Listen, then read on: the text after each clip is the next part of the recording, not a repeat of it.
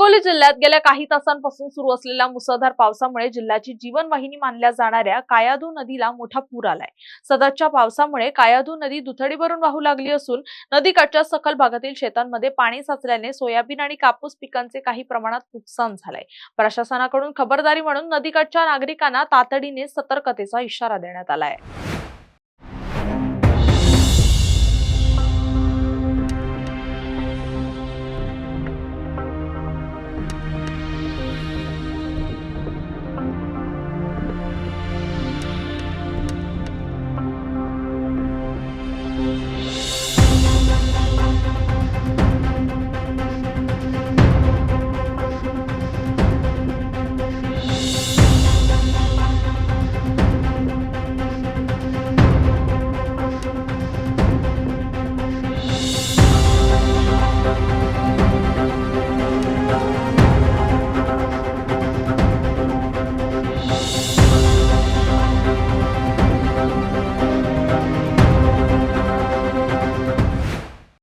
एकीकडे नदीकाठच्या शेतीचं नुकसान झालं असलं तरी दुसरीकडे गेल्या अनेक दिवसांपासून पावसाच्या प्रतीक्षेत असलेल्या उर्वरित जिल्ह्यातील शेतकऱ्यांना मात्र या मुसळधार पावसाने मोठा दिलासा दिलाय।